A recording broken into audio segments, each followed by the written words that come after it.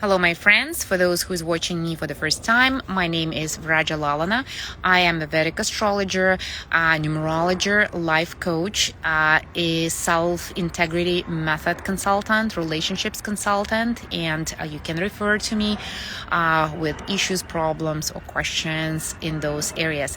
And today, I would like to talk to you about the changes that we're expecting in October. So we've had a very stable month of September where the planets were sitting in their own signs, and there was a lot of stability. Mercury in exaltation, Sun in its own sign, Venus in the Sun sign, and etc. So which were giving us a lot of energy, a lot of ability to reveal ourselves. And now we are getting into the time of turbulence, and what creates that turbulence is the changes. So we're going to have a lot of changes in October. And the first change is that the Sun is getting in its sign of debilitation on October 17th. And moreover, it gets joined there with Ketu planet, and that combination is called Eclipse. So we feel the eclipse of the Sun 1 week before the conjunction of Sun and Ketu, and 1 week of after that conjunction. And during that period, the influence of that eclipse can be on the level of psychology, on the level of events, mood, and the level of energy, and we're going to talk about it today. Moreover, so the conjunction of Sun and Ketu will start on October 17th and will end on November 17th.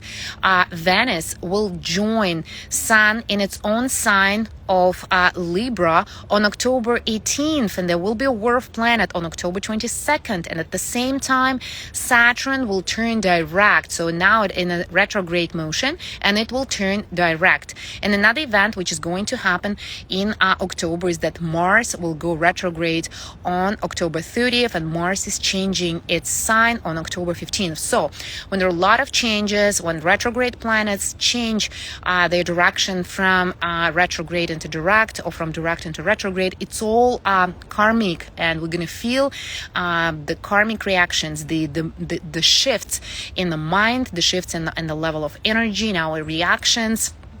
And plus, the Sun, the planet of the soul, the planet of spirituality, when it goes into the sign of its debilitation, which is Libra, and gets conjunct with Ketu, which is a planet of the past. It's a planet of finishing the things, finishing the karma, and which helps us actually to get to the next level of our spiritual development. First of all, if we want to solve our karmic issues, which the Sun represents. And now let's talk about the Sun's debilitation and conjunction of the Sun with Ketu. And I will talk later, closer to the date, about Mars retrograde and Saturn going into the direct motion. So today we will focus on the Sun's debilitation and eclipse of the Sun. So in order to understand how Sun will influence us, we need to understand what Sun is. One more thing I wanted to mention, that the eclipse of the Sun and the debilitation of the Sun will be felt by rising and moon Libra. So rising Libra or moon Libra, rising Taurus or moon Taurus, rising Leo or moon Leo, and those who are going through the Mahadasha, Antardasha of Sun, or Venus or Ketu. So just look at your natal chart, consult with an astrologer, or get a consultation with me if you want to know more about your personal situation, how that transit will influence you, exactly you, according to your natal chart. So now let's talk about Sun's debilitation and Sun's eclipse. And in order to understand the influence, we need to understand what sun represents first of all. So first of all, sun represents our consciousness, our soul, our spiritual development, our spirituality. And sun is strong when it rises, and it becomes weak. So the energy of the sun becomes weak when it sets down. Therefore, when the sun is in Aries, it means that the sun is rising, and that's how we get the energy. And we call this position exalted for the sun. When sun is in Libra, this is like the sun whose energies are going down, basically. And what is the purpose of evening? If we talk just logically, right? The purpose of evening is to release the stress, is to digest the energy of the day, is to make the proper conclusions, get rid of the unnecessary, and move on.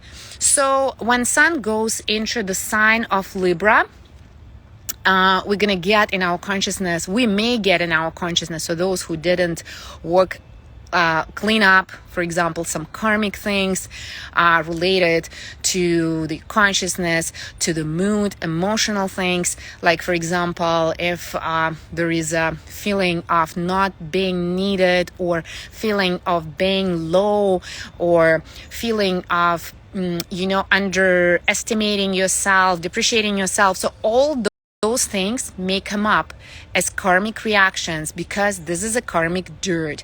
It's not about you. It's about accumulated karma that need to be cleaned up. So when sun goes into the debilitation, it means that those like toxic conditions or emotions or feelings may get revealed, so that you can get a chance to see them, to feel them, and to clean them up. Because sun represents our soul, desires of our soul, spiritual side, first of all, we need to refer to spiritual practices. And there are several things that you can do. And first, a very important thing is to get up early in the morning. Because if we don't get the energy of the sun, right, from the external sources like planets, we need to support it within ourselves. So help the sun rise within our consciousness. Get up early in the morning. Next thing what you can do is do Surya Namaskar. It's a special yoga that increases the energy of the sun in your body. Next thing that you can do is chant the mantra Om Namo Bhagavate Narayanaya, Om Namo Bhagavate Ramachandraya, and the Maha Mantra Hare Krishna, Krishna Krishna, Hare Hare, Hare Rama, Rama Rama, Hare Hare. So each mantra you can chant minimum 108 times in the morning, before the sunrise or on the sunrise, and see how your energies will be going up suddenly. The next thing that you can do, because sun is about spirituality and consciousness, so any practices related to karma correction, to increasing the energy of the soul, cleaning up the consciousness, such as reading Bhagavad Gita, reading Srimad Bhagavatam, reading holy scriptures, consulting with a spiritual teacher, consulting with life coaches, etc., right? Like people who can help you to rise your consciousness, to get rid of the unnecessary things, release the old, like this luggage of karma that you've been carrying through like some years maybe, or lifetimes. So just get rid of it with those practices. Next, sun also represents our father, our spouse. If we're speaking about a woman, the line of ancestors going through the male side, right? And during that time, there can be some old scenarios, because sun is getting in touch with Ketu, and the Ketu is the planet. It's a mystic planet that brings up old issues like karmic, unresolved karma becomes kind of available for your resolution. So some scenarios related to mother-father relationships, or circulating scenarios such as, like, for example, strong woman, weak husband, or quarrels in the family between husband and wife, things like this, or offensive attitude from either of the spouse, or disrespect between wife and husband. So such things can become manifest, and what you need to do is to get into the mode of service. Service doesn't mean tolerating inappropriate behavior. Service means that acting in the best way for the soul of the person, not for your pleasure, not for your own feelings, not to please yourself, right? But for the soul, and that what makes the sun very strong and cleans up that karma. Because when sun is in a sign of Libra, and Libra represents relationships, so the energy of the soul, the spiritual energy, goes into the, flows into the pleasure things, and that actually makes that energy very unclean. So in order to clean up, get back to the spiritual sun. So find that spiritual sun within yourself, restore it by serving yourself, your own soul. First of all, act in the best way for your own development, for your own spiritual development, right? For example, if you have to say no, say no. If you have to set boundaries, set the boundaries. If you have to say yes, even though it's not pleasurable for you, but it's your responsibility, then do so. So, and in that way, being in the mode of service, taking care of the needs of your partner, first of all, in a way that will help you to develop, that's the service attitude. So start with that. And depending on your level of relationships with your husband, if you're practicing spiritual practice, so it's a good time to start doing it together in a more intense way.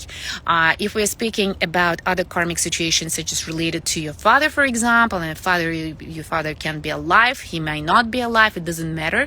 The karmic reaction, they sit in our mind, in our psychology, and they don't go away regardless of the presence or absence of the person. Therefore, you need to clean this up, and in this case, you can refer to me for a consultation. This is my specialty. These consultations are called family constellations, and there are transformative processes that I do that correct that karma in a very fast and effective, the most effective way. So if you have any questions, just write to me, give me a call, and we will schedule a consultation.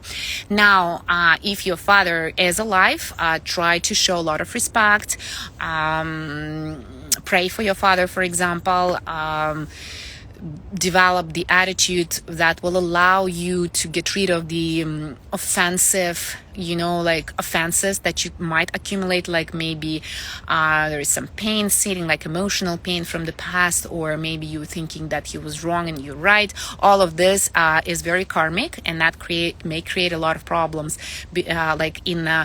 on the level of the male energy. So sun represents our male energy, and for example, moon represents our female energy. We're speaking about the sun now.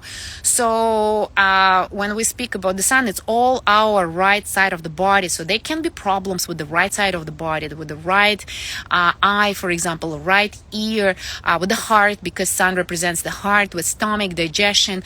So by solving the issues related to the ancestors, like male ancestors in your family, your father, your spouse, you get healthy.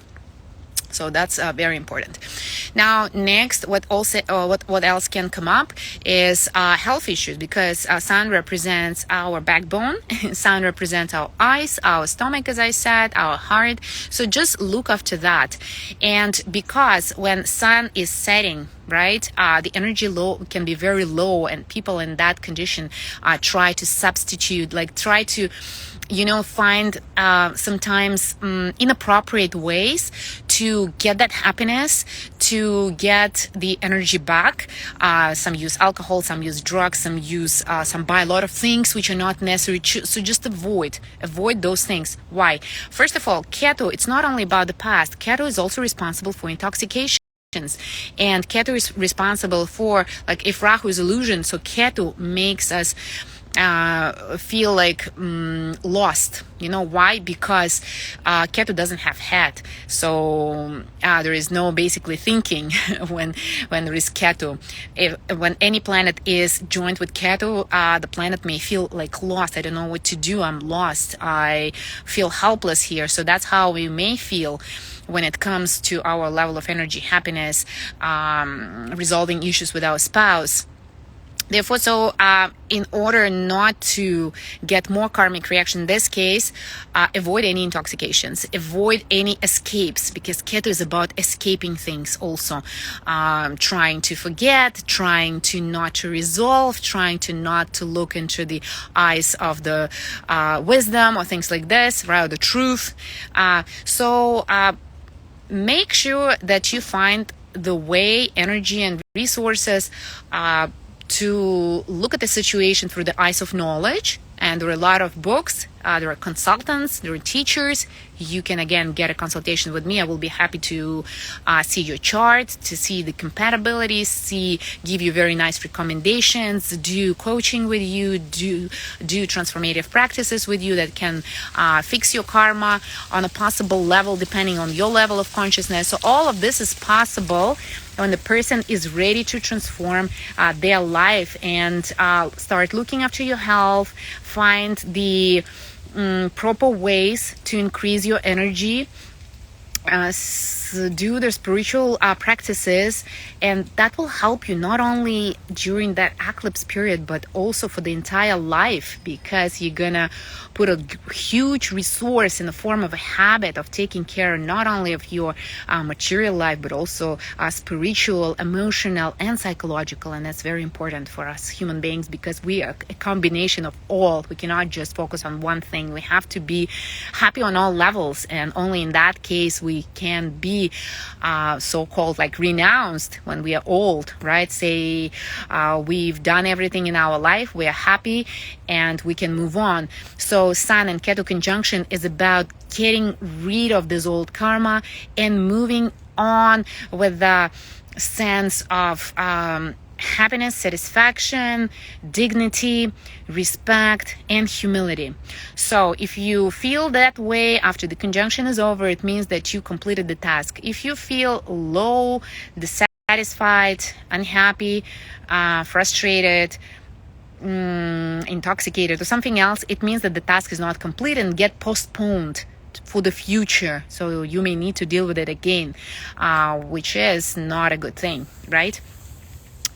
So basically, these are the main thing about the sun. Sun also represent temples. Sun represent our teachers, adults, all those who are higher than us. It's government. It's these are officials. And if you would like to increase the energies of the sun or improve your sun in your own chart also, and during this transit period, you can also go to the temple more often, participate in Shraddha and Tarpana Yagya that you can order in Vedic temples. If you have questions, you can again write to me and I give you more details how to do that. You can do donations to the temple, to the spiritual teachers. You can donate to the organizations who look after animals, the nature. You can help, like for example, people like single parents, especially if it's a man, because sun represents men, fathers. That will correct your sun. You can help women with like single parent women, for example, single mothers, because a woman is represented by Venus, and Venus will be conjunct with the sun, and although it will be in its own sign, but conjunction with Ketu and conjunction with sun being combust will result in issues in relationships, although the solutions are already available, because when Venus gets into its own sign, it means that it gets some support, right? And the knowledge is coming, but then it's your choice, and it's also your it's your will, right, to act on it and what to do with it.